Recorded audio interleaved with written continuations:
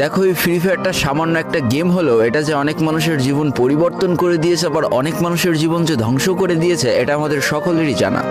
তবে সামান্য এই গেমটা যে গোটা একটা পরিবারকে আবার নতুন করে জীবন দান করবে, এটা আসলে সকলের অজানা ছিল। হ্যাঁ বন্ধুরা, আজকের গল্পটি এমনই একটা পরিবারকে নিয়ে যারা এই ফ্রি ফায়ার গেমটাকে একেবারেই সহ্য করতে পারতো না, বরং তাদের সন্তান যখন এই গেমটা খেলতো তারা আরও উল্টো বকাবকি করতো। আর ভাগ্যের কি অপূর্ব লীলা খেলা, তখন সেই গেমটা আজকে গোটা পরিবারটাকে বাঁচিয়ে রেখেছে। আর এখন তার বাবা মাও উৎসাহ দেয় তাদের সন্তানকে যে ফ্রি ফায়ার খেলো। এজন্যই চলো জেনে আসি আসলে কি এমন ঘটেছিল ওই পরিবারটার সাথে। তো বেশি ব্যাকপ্যাক না করে ছোট্ট একটা ইন্ট্রো দিয়ে আজকের ভিডিও শুরু করা যায়। তো আজকের গল্পটা শুরু হতে চলেছে ছোট্ট একটা গ্রামের ছোট্ট একটা পরিবারকে নিয়ে। বাবা মা এবং তাদের দুই সন্তান অর্থাৎ দুই ভাই, ছোট্ট একটা পরিবার, খুব সুন্দরভাবে তাদের জীবনযাত্রা চলে যাচ্ছিল। বড় ভাই একটা কোম্পানিতে লেবারের চাকরি করে, বাবা কৃষিকাজ করে, আর তাদের ছোট সন্তান অর্থাৎ ছোট ছেলে কিন্তু ক্লাস 8-এ পড়াশোনা করে। দারিদ্রতার বেড়াজালে আটকে পড়া পরিবারকে সাপোর্ট দেওয়ার জন্য তাদের বড় ভাইকে খুব অল্প বয়সে কাজে চলে যেতে হয়েছে।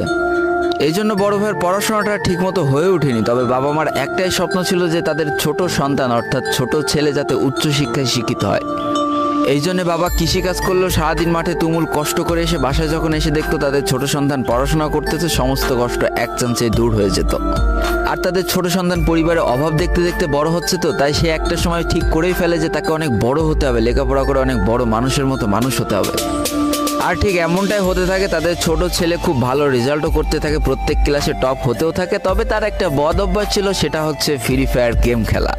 করোনা চলার সময় যখন তার স্কুল বন্ধ হয়ে যায়, তখন তার বাবা এবং বড় ভাইয়ের জমানো কিছু টাকা দিয়ে তাকে একটা ফোন কিনে দেওয়া হয় অনলাইনে ক্লাস করার জন্য। তার ফোনটা ছিল 3 GB র্যামের একটা ফোন। তবে এইখান থেকেই তার ফ্রি ফায়ার গেমের সাথে পরিচয় হওয়া।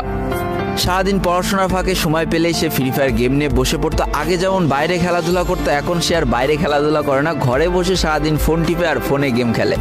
এদিকে তার বাবা মা যখন ফ্রি ফায়ার গেম খেলা দেখতো তখন প্রচণ্ড পরিমাণ রেগে যেত, এমনকি মারধর পর্যন্ত করতো যে তুই এই গেম খেলা বাদ দিয়ে দে। তবে তাদের ছোট ছেলে যতই বাবা মার বাধ্য সন্তান হোক না কেন, ফ্রি ফায়ার গেমটা